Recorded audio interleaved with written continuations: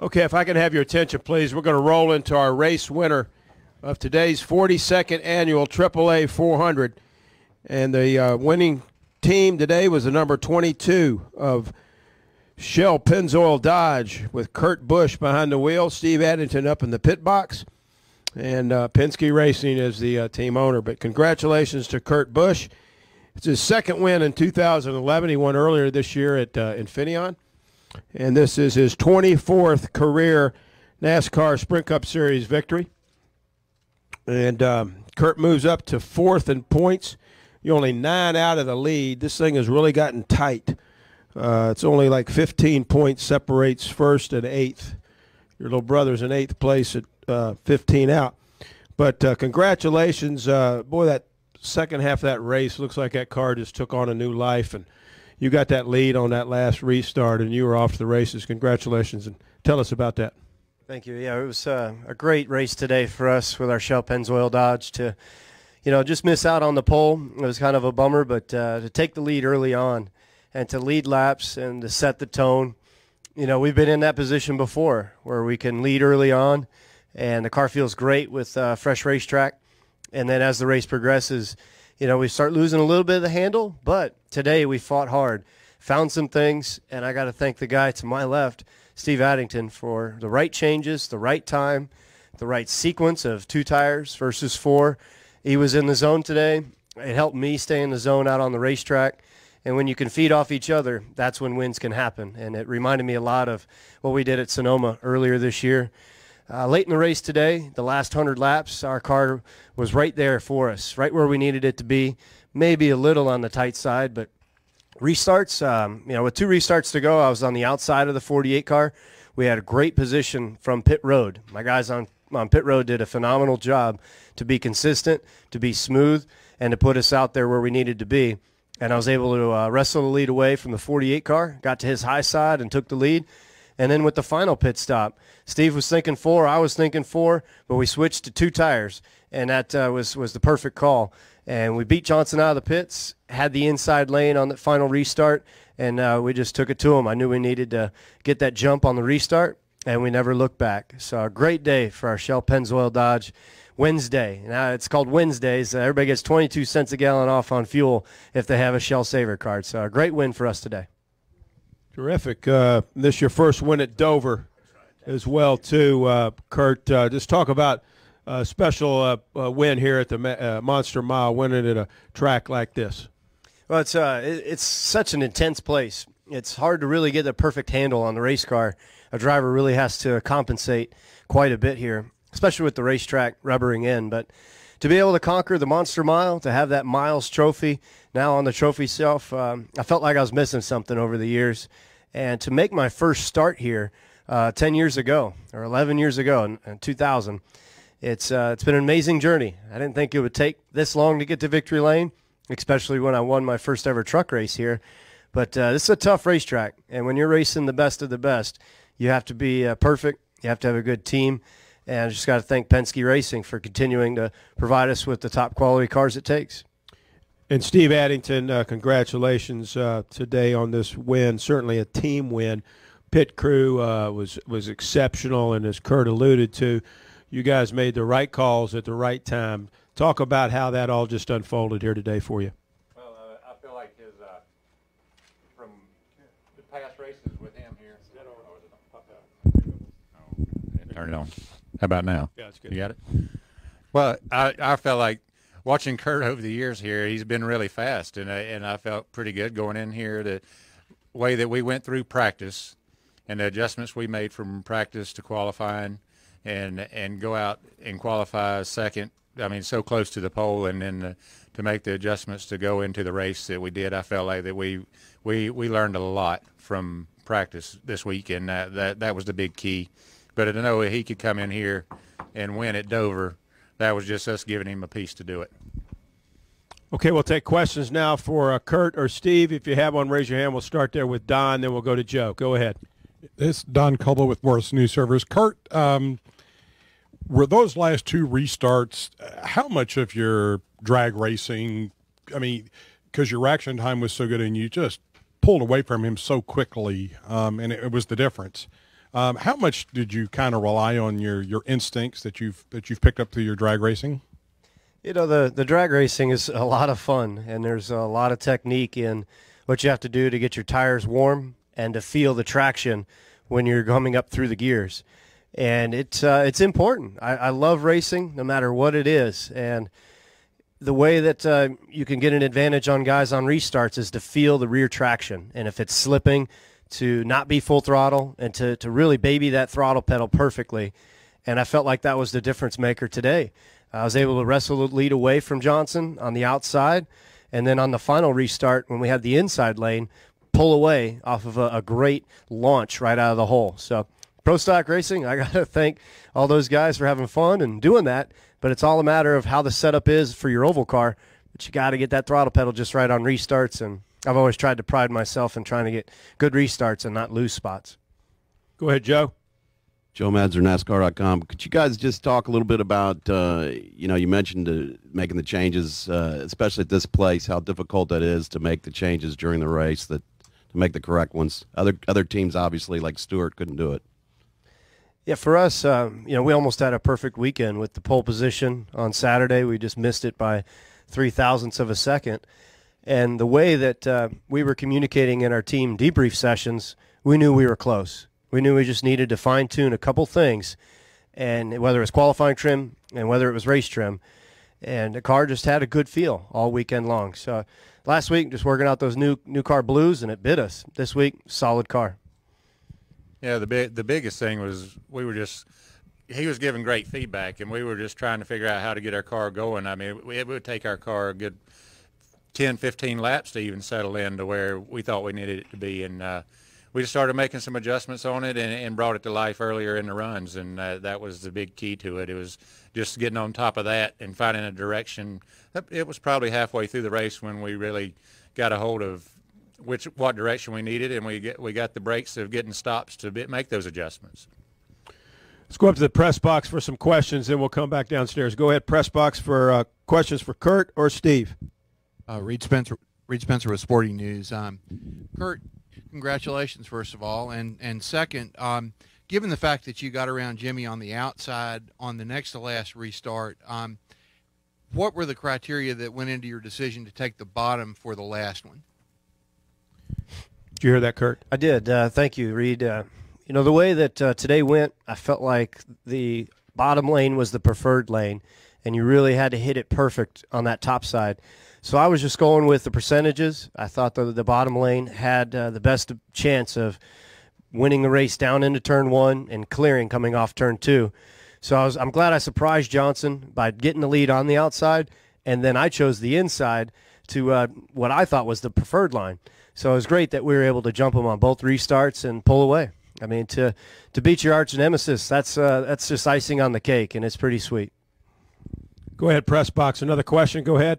Lee Spencer, Fox Sports. Congratulations to both of you. I was going to ask you about the rubber. A lot of people had trouble with the rubber on the track. Is this something new that we haven't seen before? Because there were a lot of complaints. Yeah, hang on a second. Gary, we can't hear. Can you speak up, Lee?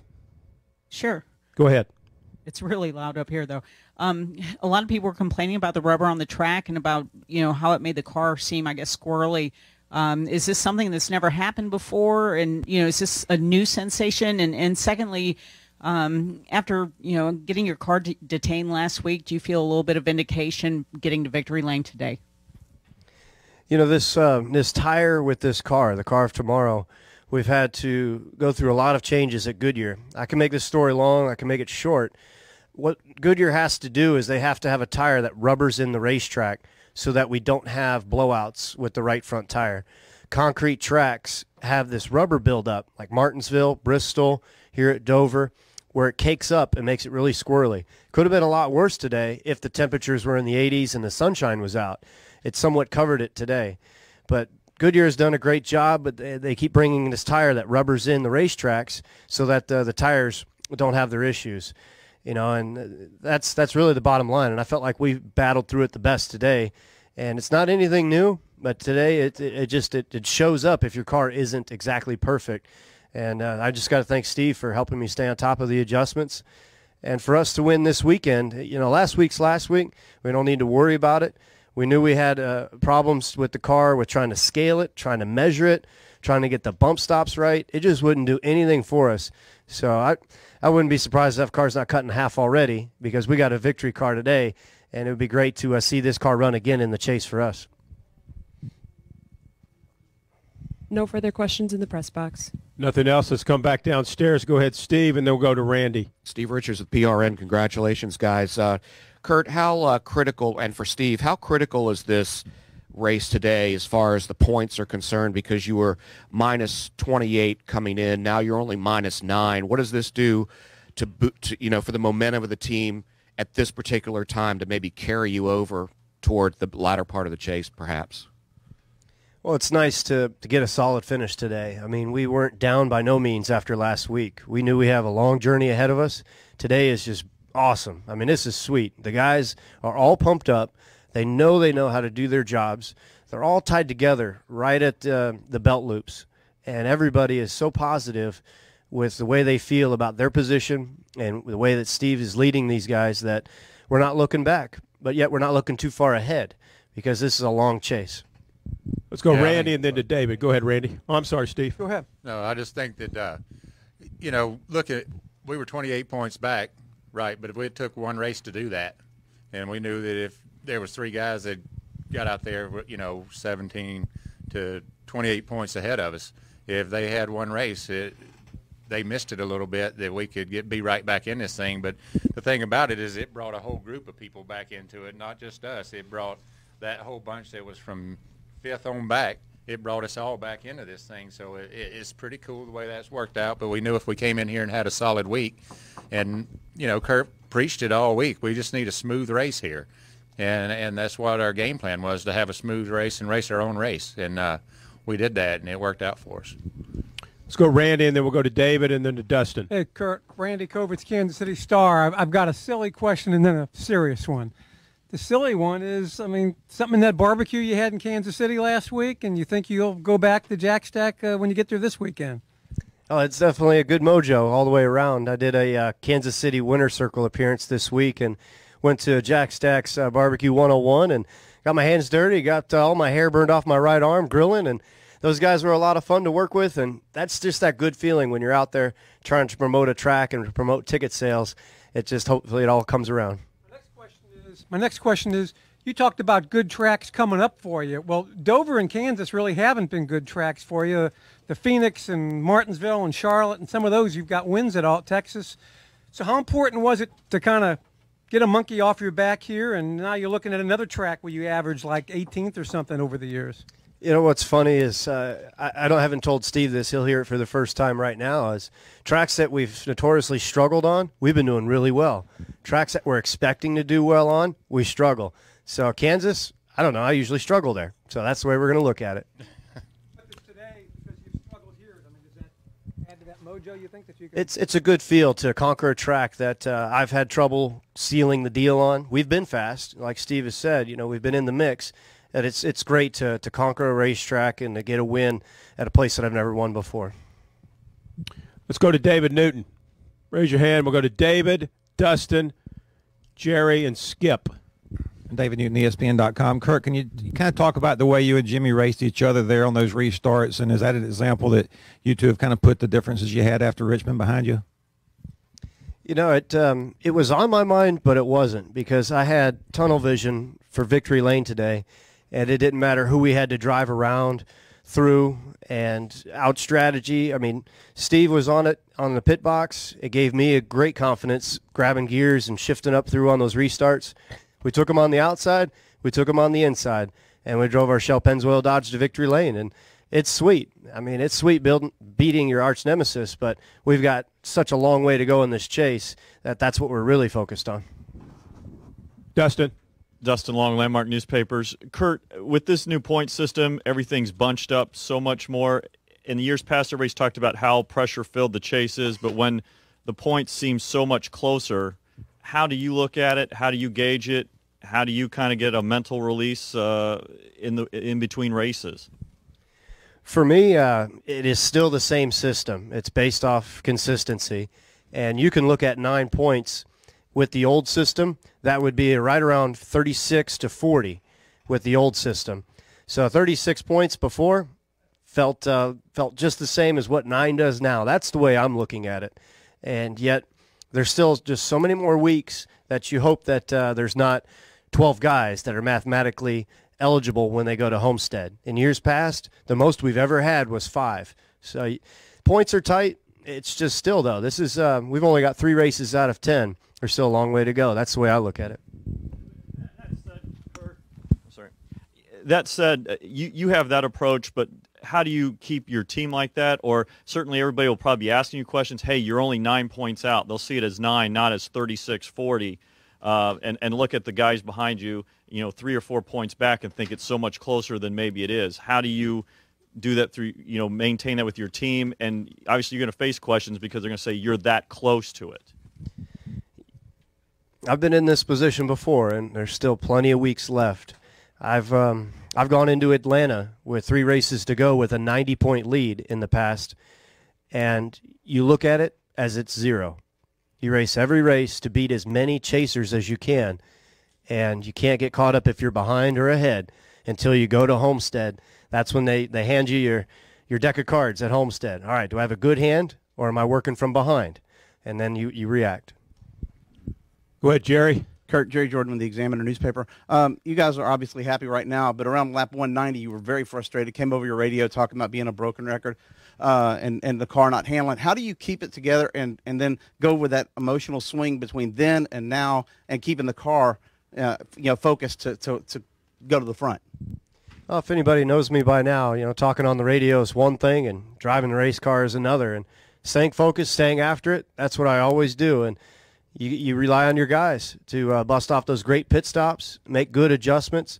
And, yes, halfway is always a struggle for us with the track rubbered in. Today we came out on top. Maybe we'll find a pattern now. Go ahead, Skip. Skip Clayton, ABC and WPCB. Kurt, what would it mean not only to give Roger Penske his first championship in the Sprint Cup Series, but maybe Will Power wins the IRL? What would it mean for Penske to have 2 championships in one season? Have you thought about that? No, we're not going to think about it, but it would mean a tremendous amount. One of the main reasons why I came here to Penske Racing was to deliver the first championship on the NASCAR side in the Sprint Cup Series. But we're only 3 races in. We stay focused each and every week like we have to, and with Will Power on the open wheel side, we wish him the best, and it's because we have the best equipment. We have a great system, and we all have to thank Roger Penske.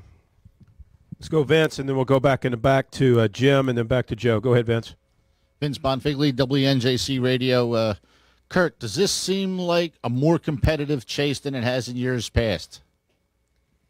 I tell you, it's hard to really put one word on it, but I would say it's a slippery chase because you can slip just one little bit, and the next thing you know, you're fighting from behind. So you just don't want those out-of-the-ordinary things to happen. And I heard a heartbreak today with my teammate Keselowski with losing his power steering. Those are those little moments that you hate throughout a chase run. And this year, everybody's in the mix. It's still the same real point system. Consistency's going to win it, and we're only 3 weeks in. Go ahead, Jim.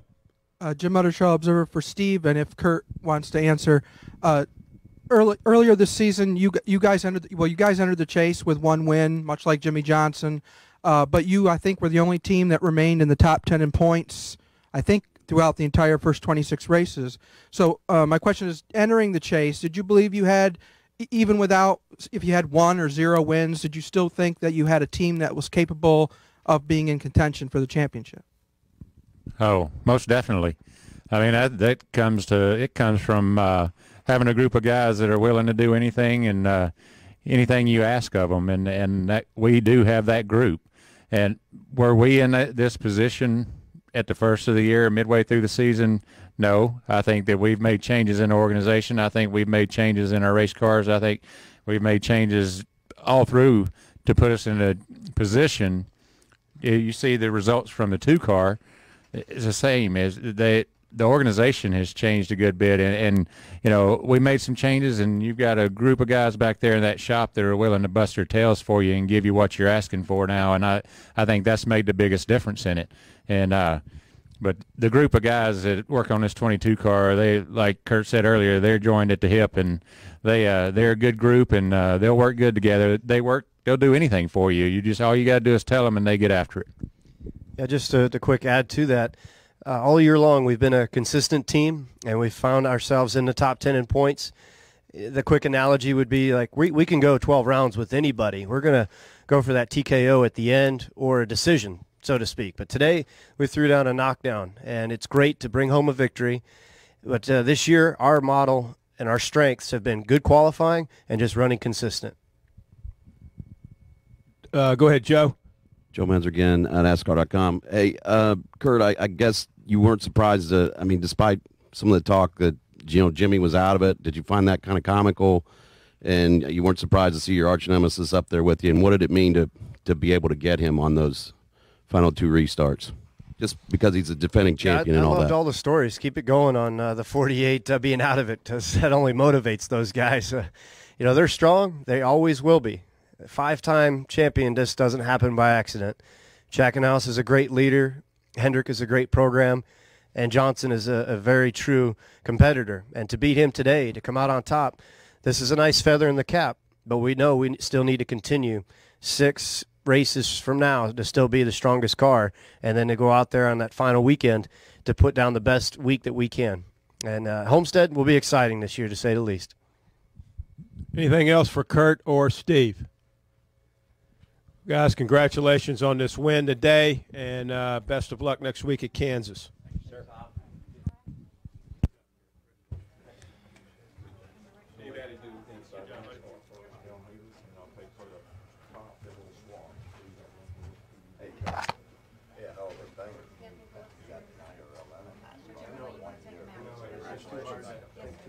I know, but I think